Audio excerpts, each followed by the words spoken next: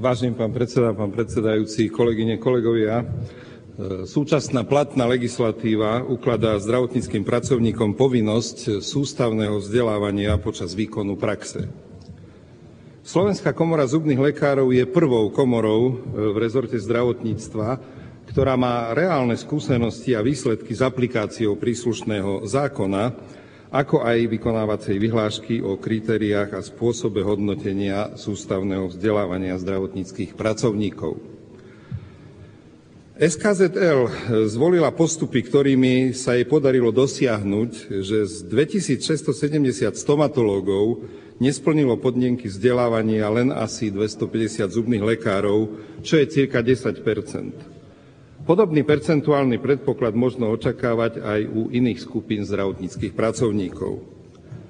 Doteraz platí, že ak zdravotnícky pracovník v určenej lehote neodstráni zistené nedostatky vo vzdelávaní, komora príslušná na vedenie registra zruší registráciu a zároveň pozastaví licenciu a príslušný vyšší územný celok pozastaví povolenie na výkon činnosti.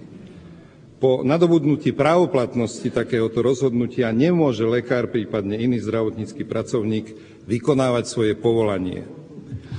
V prípade zubných lekárov by 10-percentný výpadok znamenal katastrofu hlavne v oblastiach, kde ich je nedostatok, spomeniem len Bratislavu a Košice.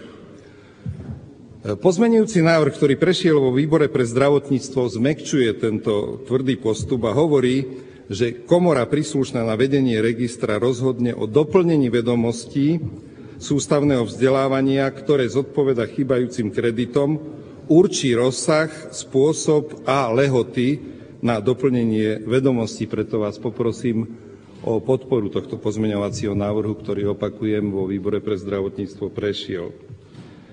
Mrzí ma, že tieto relatívne tvrdé podmienky sa neodrážajú na hodnotení tých pracovníkov, ktorí sa systematicky sústavne vzdelávajú, a neodráža sa ani na zmluvách s poisťovňami, napriek tomu, že 150 kreditov v prípade zubných lekárov znamená 100 000 korún, pretože nie sú to len kongresové poplatky, ale aj straty na absencii v ambulancii, cestovné, ubytovanie a ďalšie peniaze, ktoré súvisia s nadobúdaním príslušného počtu kreditov.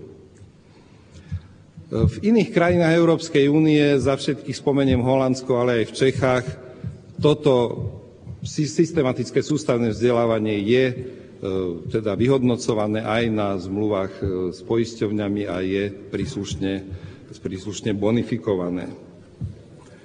Chcem ešte využiť, možno trochu zneužiť príležitosť, že tu stojím a chcem krátko pohovoriť o situácii v slovenskej stomatológii, kde viac ako 70 % zubných lekárov je vo veku nad 54 rokov, vrátane aj mňa, bohužiaľ, a bude ťažko ich nahradiť kvôli malému počtu študentov na lekárskych fakultách.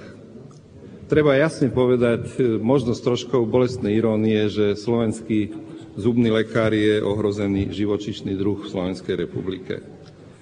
Okolo 100 zubných lekárov má schválených good standing, čo znamená, že v najbližšej dobe zrejme vycestujú do zahraničia a v počte pacientov na jedno lekárske miesto máme najvyšší počet pacientov vo V4.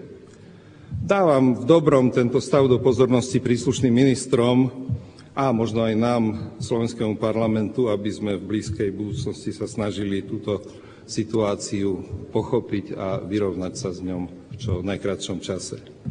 Ďakujem za pozornosť. Ďalej rozpráva